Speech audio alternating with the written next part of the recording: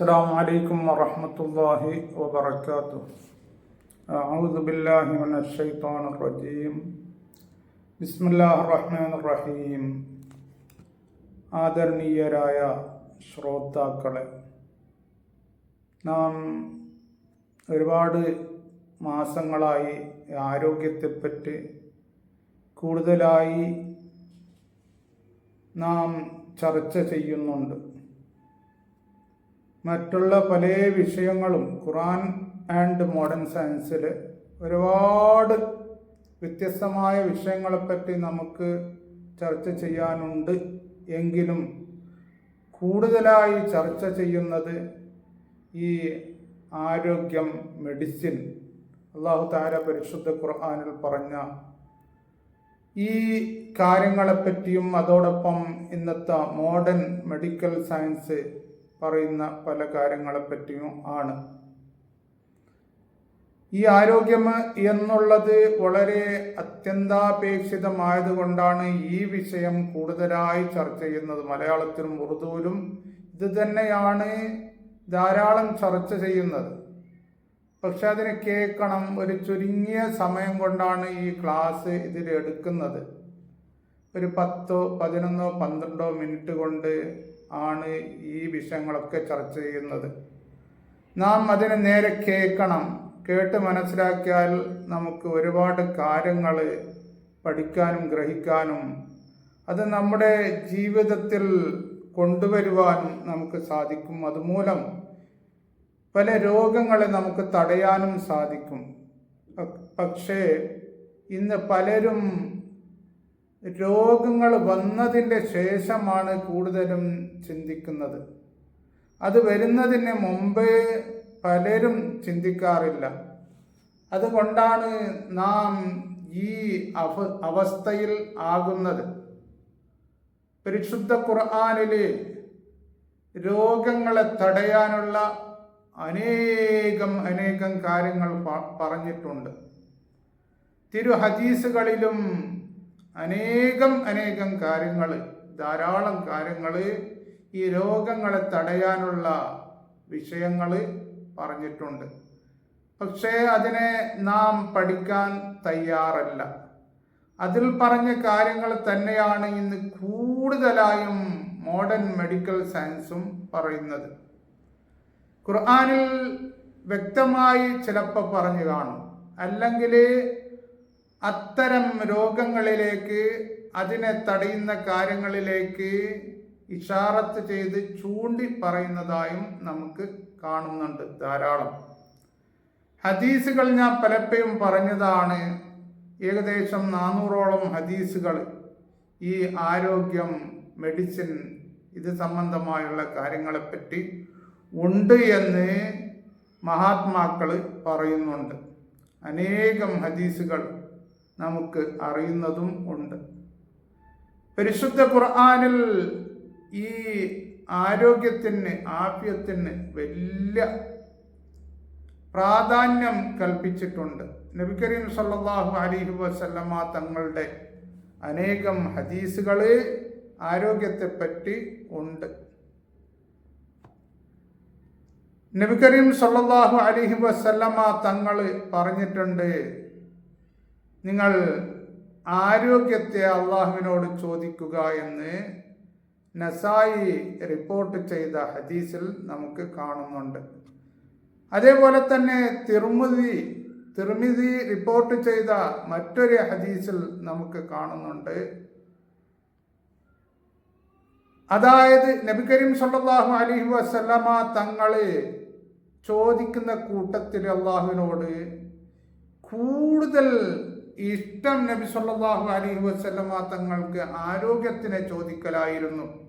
മറ്റുള്ള പല കാര്യങ്ങളും ചോദിച്ചിട്ടുണ്ട്, അവർക്ക് ഇഷ്ടമായിരുന്നു. അക്കൂട്ടത്തിൽ കൂടുതൽ ഇഷ്ടം ആരോഗ്യത്തിനെ പറ്റി അള്ളാഹുവിനോട് ചോദിക്കലായിരുന്നു എന്ന് ഹദീസിൽ നമുക്ക് കാണാൻ സാധിക്കുന്നുണ്ട്. ഒരു പ്രാവശ്യം ഒരു അറാബി വന്നു നബി കരീം സല്ലല്ലാഹു അലൈഹി വസല്ലമ തങ്ങളോട് ചോദിച്ചു, ഞാൻ നിസ്കാരത്തിൻ്റെ ശേഷം എന്താണ് അള്ളാഹുവിനോട് ചോദിക്കേണ്ടത് എന്ന് ചോദിച്ചപ്പോൾ നബി കരീം സല്ലല്ലാഹു അലൈഹി വസല്ലമ തങ്ങൾ മറുപടി പറഞ്ഞത് സലില്ലാഹൽ ആഫിയ എന്നായിരുന്നു. ആഫിയത്തിന്, ആരോഗ്യത്തിന് നിങ്ങൾ ചോദിക്കുക എന്നായിരുന്നു. നമ്മുടെ മഹാത്മാക്കൾക്ക് ഒരുപാട് ചൊല്ലുകളുണ്ട്. ആ കൂട്ടത്തിൽ പെട്ട ഒരു ചൊല്ലാണ് നമ്മുടെ ആരോഗ്യം എന്നുള്ളത്.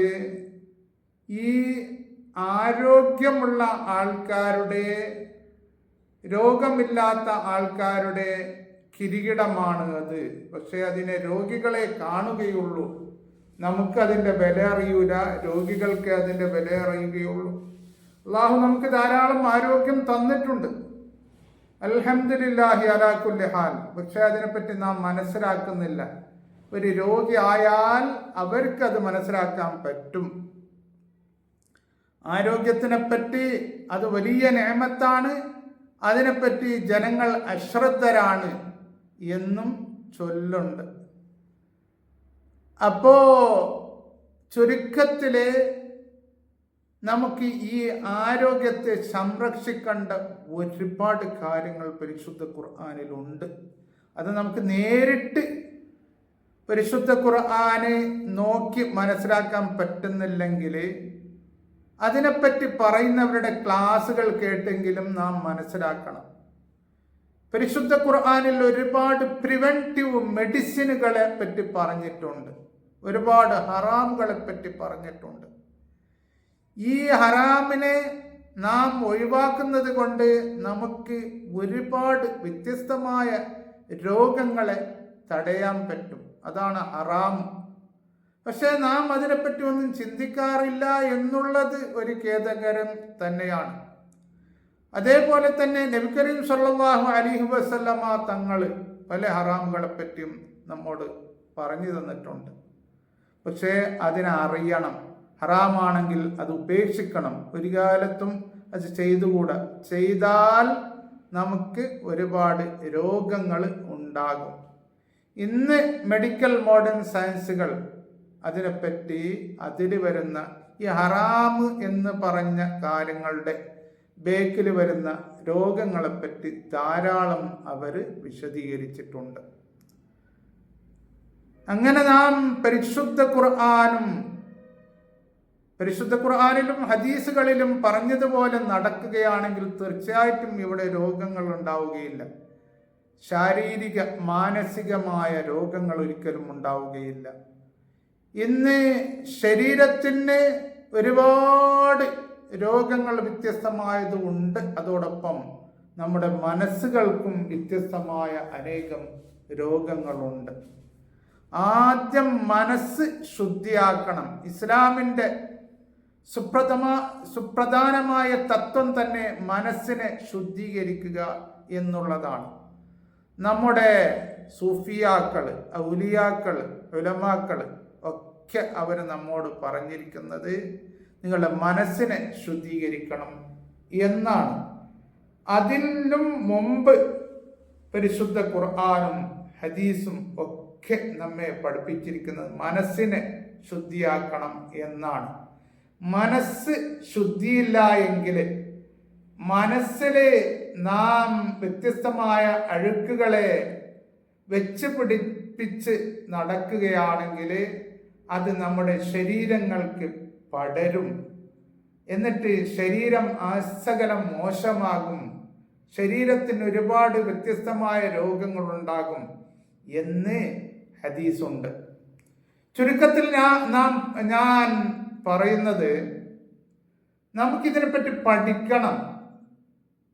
പറയുന്നവരാരാണെങ്കിലും പറയുന്ന ആളെ നോക്കാതെ അദ്ദേഹം പറയുന്ന കാര്യങ്ങൾ എന്താണ് എന്ന് നോക്കിയിട്ട് അതിനെപ്പറ്റി പഠിക്കണം. ഇന്ന് മുമ്പത്തതുപോലെയല്ല, ധാരാളം നമുക്ക് പഠിക്കാനുള്ള വേദികളുണ്ട്, ഇങ്ങനെയുള്ള പല ക്ലാസ്സുകളുമുണ്ട്. അതുകൊണ്ട് അവകൾ പഠിച്ച് ദൈനംദിനം അവകൾ പഠിച്ച് നമ്മുടെയും നമ്മുടെ മക്കളുടെയും നമ്മുടെ കുടുംബാംഗങ്ങളുടെയും നമ്മുടെ ഭർത്താക്കളുടെയും ഭാര്യമാരുടെയും എല്ലാവരുടെയും ആരോഗ്യത്തെ പരിപൂർണമായും നമുക്ക് സംരക്ഷിക്കാൻ കഴിയും എന്നുള്ളതിൽ യാതൊരു സംശയവും ഇല്ല. അതുകൊണ്ട് അതിനുവേണ്ടി നാം കഴിയുന്നത്ര പ്രയത്നിക്കണം. അല്ലാഹു തആല ദീർഘായുസ്സും ആഫിയത്തും നമുക്കെല്ലാവർക്കും തരട്ടെ. ആമീൻ. അസ്സലാമു അലൈക്കും വറഹ്മത്തുള്ളാഹി വബറകാതുഹു.